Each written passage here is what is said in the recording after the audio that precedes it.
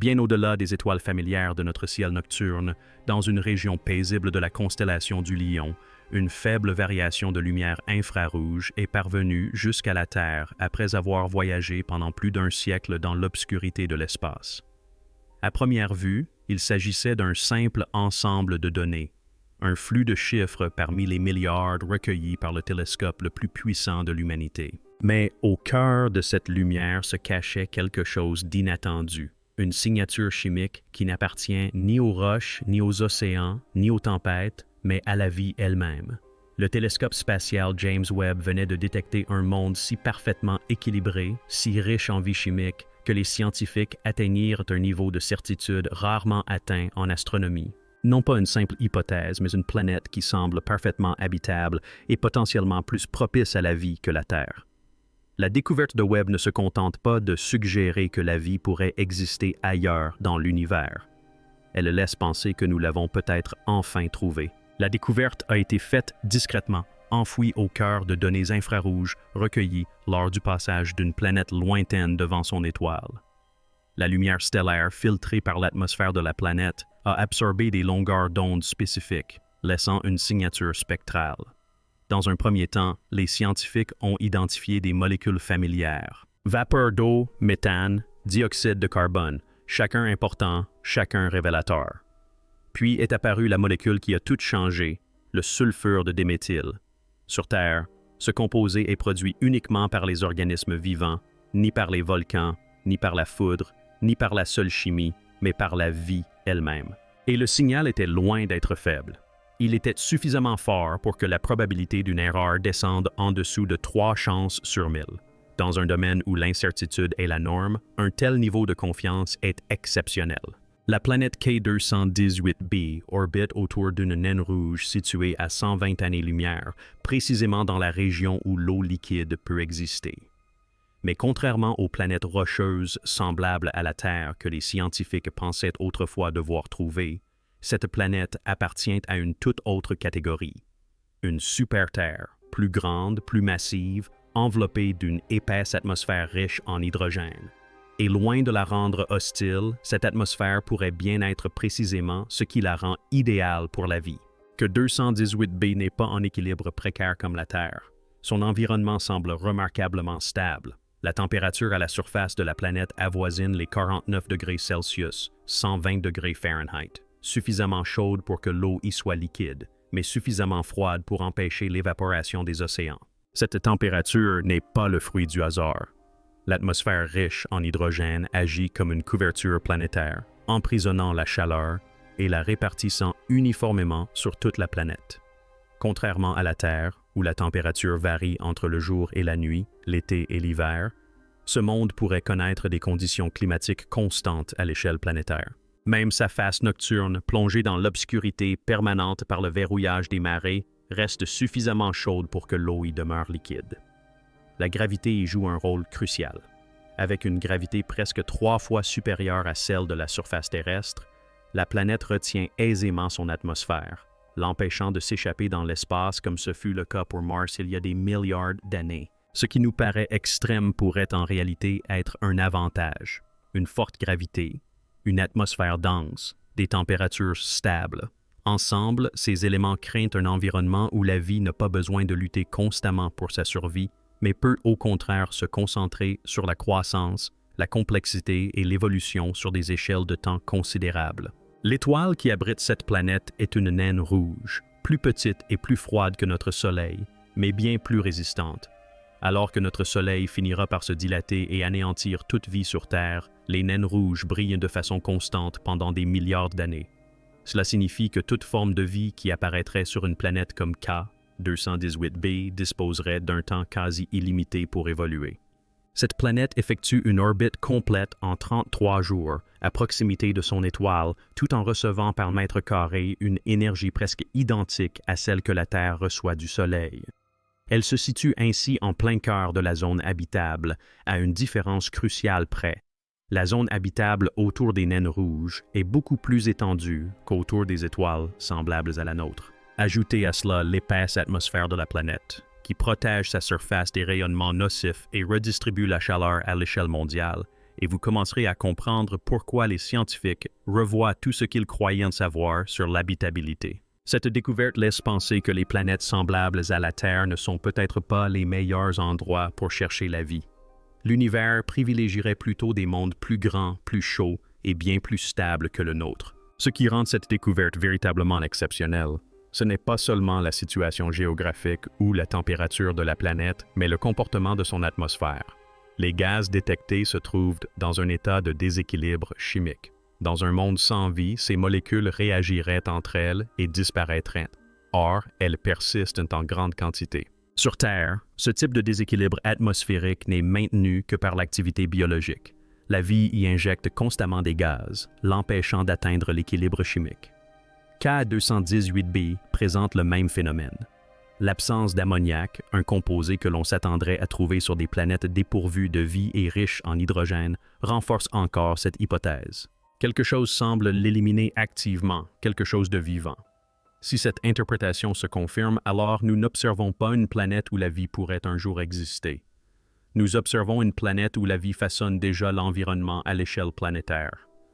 Un monde vivant qui respire à travers l'espace interstellaire, détectable à 120 années-lumière. Pendant des décennies, la recherche de la vie extraterrestre a suivi un plan rigide. Les scientifiques pensaient que pour trouver la vie, il leur fallait découvrir une planète presque identique à la Terre. Une taille et une masse similaires, une atmosphère ténue, une surface rocheuse et une étoile semblable au Soleil. La découverte de K218b a bouleversé tous ses fondements. Cette planète n'est pas la jumelle de la Terre, mais plutôt sa cousine étrange et surdimensionnée, obéissant à des règles que l'on croyait autrefois incompatibles avec la vie. Avec une masse plus de 8 fois supérieure à celle de la Terre, K218b appartient à une classe de planètes connues sous le nom de Super-Terre, des mondes autrefois considérés comme des corps massifs, inhospitaliers et gazeux, incapables d'abriter la vie. Pourtant, les données révèlent une toute autre histoire. L'immense gravité de cette planète constitue un atout plutôt qu'un handicap, ancrant fermement son atmosphère et empêchant la lente érosion atmosphérique qui a condamné Mars. Son épaisse enveloppe d'hydrogène, jadis jugée incompatible avec la vie, crée au contraire un environnement thermique stable qui protège l'eau liquide sur toute la planète. Cette découverte bouleverse notre vision des choses. L'habitabilité n'est plus synonyme de fragilité et d'équilibre parfait. Elle pourrait bien être liée à la résilience, à la masse et à la stabilité à long terme.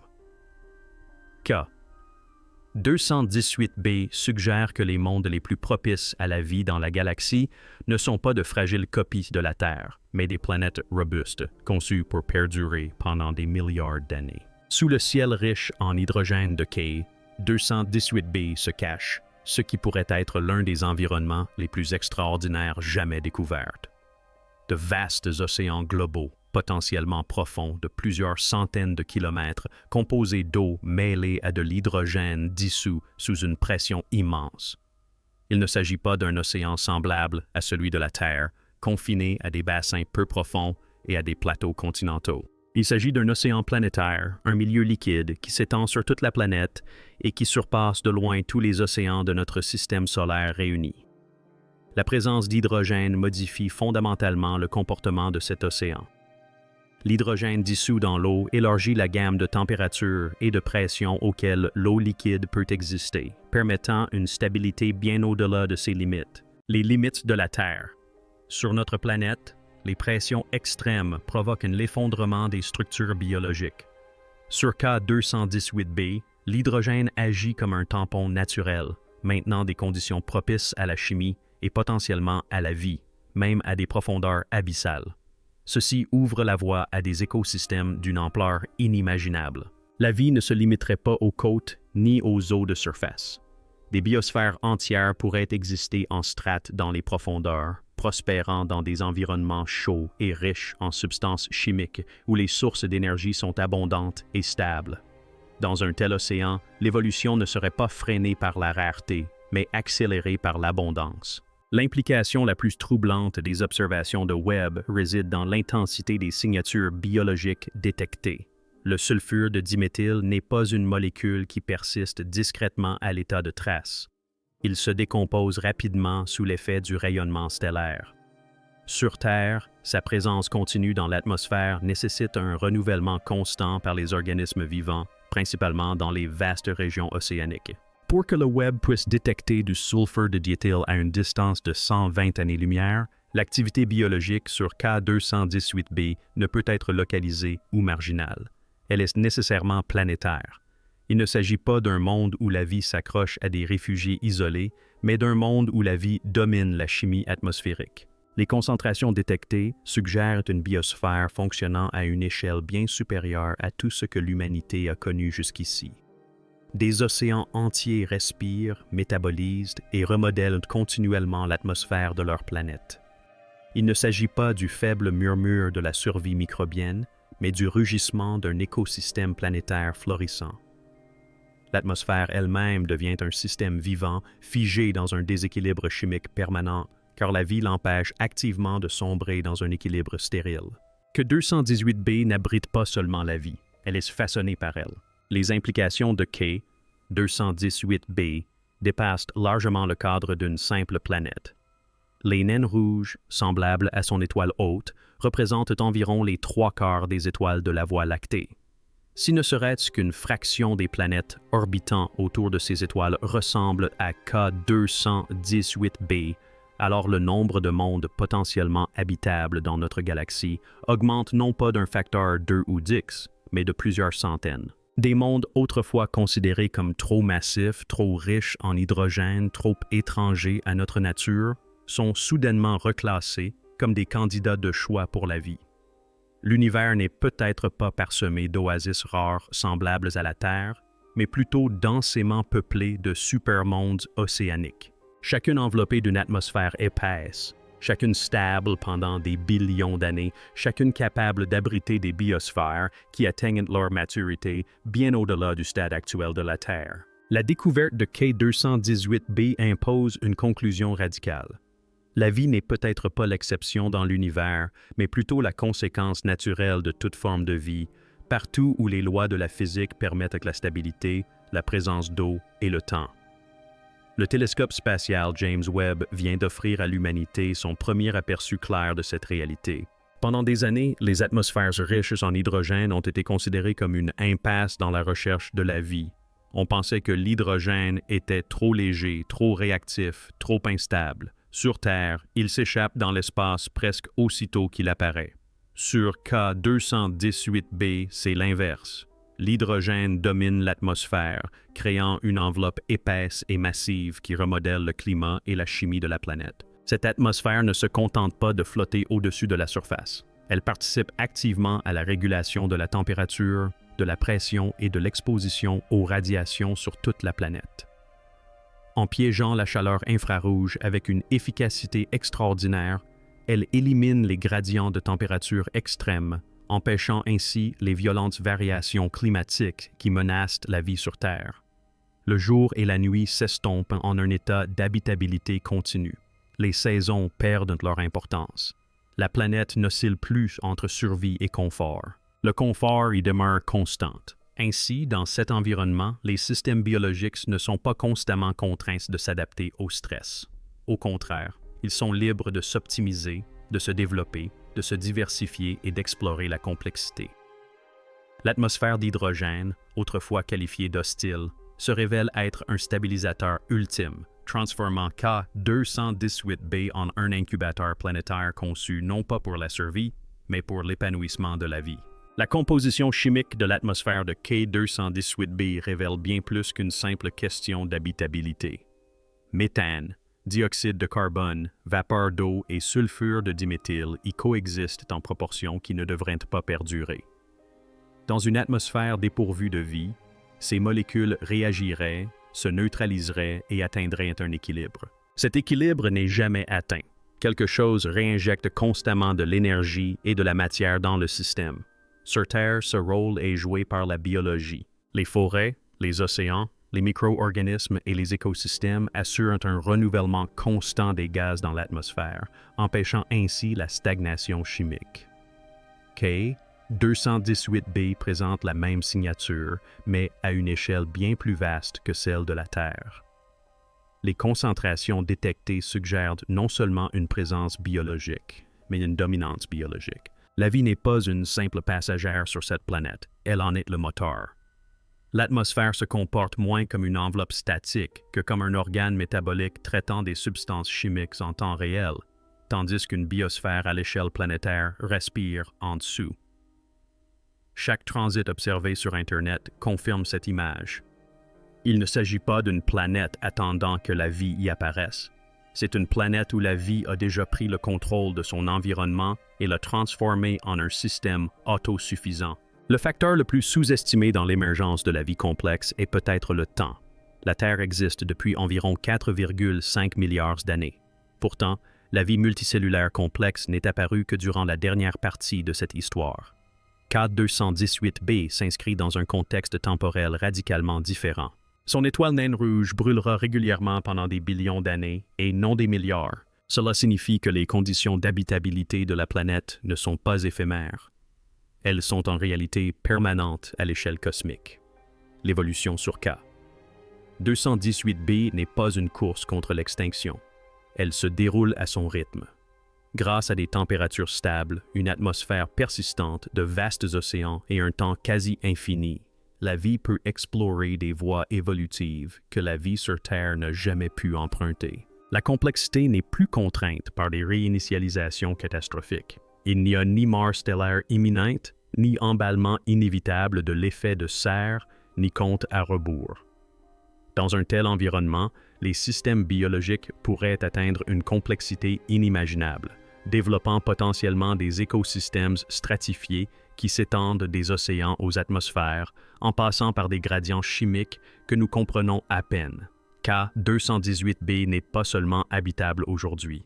Elle l'a peut-être été pendant des milliards d'années et pourrait le rester longtemps après la disparition de la Terre. La découverte de K218b marque un tournant dans l'histoire de l'humanité, non pas parce qu'elle apporte des réponses à toutes les questions, mais parce qu'elle en modifie la nature même. Pendant des générations, l'humanité s'est demandé si la vie pouvait exister ailleurs. Les données de Webb redéfinissent complètement cette question. Désormais, il s'agit de savoir si la vie est réellement répandue. Si une planète si différente de la Terre peut abriter une biosphère florissante, alors le nombre de mondes vivants dans notre galaxie augmente considérablement. La Voie lactée regorge de naines rouges, de super-terres et de planètes riches en hydrogène autrefois ignorées. K218b suggère que la vie ne se limite pas à des conditions terrestres précises. Cela requiert stabilité, chimie, eau et temps, et ces ingrédients semblent abondants. Internet n'a pas seulement détecté une planète habitable. Il a révélé un univers potentiellement optimisé pour la vie d'une manière insoupçonnée. Un univers où la Terre n'est pas la norme, mais l'exception. Un univers où la vie n'est ni rare, ni fragile, ni éphémère, mais persistante, adaptable et répandue. L'une des idées les plus radicales qui se dégagent des données est que la vie sur K218b pourrait exister non pas malgré son environnement, mais grâce à lui. Sur Terre, la vie lutte constamment contre l'instabilité, les variations de température, les périodes glaciaires, les impacts d'astéroïdes, les hivers volcaniques et la perte d'atmosphère. L'évolution y est façonnée par les crises. Sur K218b, l'environnement semble agir à l'inverse. Elle agit en synergie. L'atmosphère riche en hydrogène ne se contente pas de protéger la surface du rayonnement et des pertes de chaleur. Elle crée un milieu chimiquement actif où l'énergie est facilement accessible et distribuable. L'hydrogène n'est pas qu'un simple composant atmosphérique, c'est un carburant. Il peut être métabolisé. Il peut participer à des cycles chimiques qui fournissent de l'énergie sans lumière solaire. Ceci ouvre la voie à des biosphères qui ne dépendent pas uniquement de la photosynthèse. Des écosystèmes entiers pourraient exister indépendamment de l'étoile, puisant leur énergie directement dans les gradients chimiques de l'atmosphère et de l'océan. Dans un tel monde, la vie ne se limite pas à des niches écologiques étroites. Elle se répand. Elle investit toutes les couches disponibles de la planète, de la haute atmosphère aux abysses océaniques. L'environnement ne menace pas l'extinction. Il accélère la complexité. L'évolution ne se résume pas à la mutation et à la sélection. Elle est aussi une question de durée. Sur Terre, la vie complexe est apparue tardivement et demeure fragile. K218b existe dans des conditions qui permettent à l'évolution de suivre son cours complet. Des milliards d'années sans réinitialisation catastrophique. Des billions d'années encore à venir. Il ne s'agit pas d'une expérience évolutive interrompue prématurément. Il s'agit d'un processus achevé, ou du moins bien plus avancé que sur Terre. Si la vie a émergé très tôt sur K218b, et rien ne prouve le contraire, alors cette vie a eu bien plus de temps pour développer une complexité sans précédent sur Terre. Organismes multicellulaires, écosystèmes à l'échelle planétaire, cycles chimiques perfectionnés au fil des éons. Les signatures biologiques détectées par Internet ne représentent peut-être pas du tout une vie primitive. Il pourrait s'agir des sous-produits d'une biosphère profondément évoluée fonctionnant à son efficacité maximale. Nous n'assistons pas nécessairement aux prémices de la vie. Nous sommes peut-être témoins de son état d'équilibre, d'un système biologique si optimisé qu'il s'est pleinement intégré à l'atmosphère, aux océans et à la chimie de sa planète. Pendant des générations, semblable à la Terre signifiait rocheux, tempéré, riche en oxygène, familier. K218b nous oblige à redéfinir ce terme. Semblable à la Terre ne signifie pas forcément une apparence similaire, mais plutôt des conséquences similaires. Des températures stables, de l'eau liquide persistante, une atmosphère stable à long terme et une vie biologique active. Selon ces critères, K218b pourrait être plus semblable à la Terre que la Terre elle-même. Notre planète est au bord de multiples défaillances. L'emballement de l'effet de serre, l'érosion atmosphérique, l'évolution stellaire qui garantit une destruction inévitable. K218b, au contraire, semble avoir été conçu par les lois de la physique pour assurer sa longévité. Une atmosphère dense, une forte gravité, une étoile stable, des océans immenses. C'est un monde fait pour durer. Dans ce nouveau contexte, la Terre apparaît comme une entité fragile et isolée, tandis que des planètes comme K218b s'imposent comme la forme dominante de monde habitable dans la galaxie. Les implications sont troublantes. Si la Terre n'est pas la norme, alors la plupart des formes de vie dans l'univers pourraient exister dans des environnements profondément étrangers à notre intuition. Jusqu'à présent, la recherche de vie extraterrestre reposait sur des déductions, des indices indirects, des raisonnements probabilistes et des modèles statistiques. K218b marque la première fois que ces abstractions se concrétisent en quelque chose de tangible. Une planète avec de l'eau, des températures stables, une chimie atmosphérique incompatible avec la vie et une confiance statistique proche de la certitude. Il ne s'agit plus d'un débat philosophique sur la possibilité de la vie ailleurs, mais d'une investigation scientifique visant à déterminer où elle existe déjà. Le télescope spatial James Webb n'a pas seulement détecté une planète habitable. Il a démontré que nous possédons désormais les outils nécessaires pour identifier des mondes vivants à des distances interstellaires. Les implications sont considérables. Si une telle planète peut être découverte avec autant de précision, d'autres suivront. Cette découverte n'est pas une fin en soi. Elle prouve que nous en sommes capables. L'humanité a franchi un cap. Nous ne spéculons plus sur l'existence de la vie dans l'univers. Nous commençons à la répertorier. L'une des implications les plus troublantes de K218b est la facilité apparente avec laquelle la vie semble s'y installer. Sur Terre, l'habitabilité paraît fortuite, presque précaire, comme si la vie s'était glissée par une étroite fenêtre cosmique qui aurait pu se refermer à tout instant. Sur K218b, les conditions semblent inversées. L'habitabilité n'est pas un équilibre fragile. C'est la conséquence naturelle de la structure planétaire. L'atmosphère dense atténue les variations extrêmes. La gravité maintient tout en place. Les océans persistent sans s'évaporer ni geler. La chimie reste active sans se stabiliser à un état d'équilibre. Rien dans ce monde ne laisse penser que la vie est constamment au bord de l'extinction. Au contraire, la planète se comporte comme un système conçu pour que la vie existe.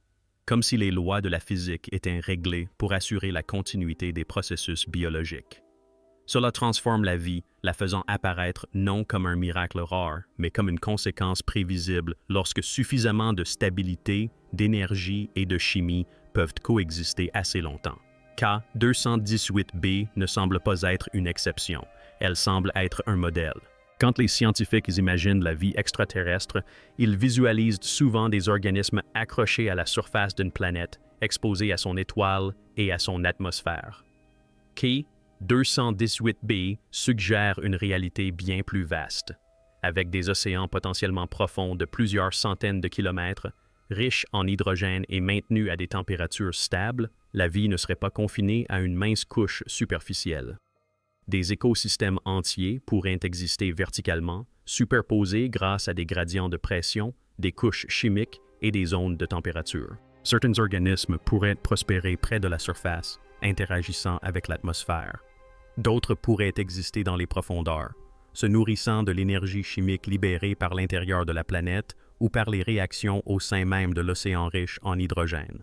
Ceci ouvre la possibilité d'une biosphère non pas bidimensionnelle, mais volumétrique, une planète vivante en 3 dimensions. Les signatures biologiques détectées par le Webb pourraient être les échos atmosphériques de ces écosystèmes profonds et invisibles, se diffusant lentement vers le haut jusqu'à s'imprimer sur la lumière des étoiles. Ce que nous détectons n'est peut-être que les rejets d'une machine biologique cachée bien plus vaste, opérant sous les nuages. L'idée la plus troublante est peut-être la suivante. K218b ne représente peut-être pas le début de la vie extraterrestre, mais plutôt une étape importante d'une histoire qui a commencé bien avant la formation de la Terre. Les naines rouges s'allument très tôt et durent presque éternellement.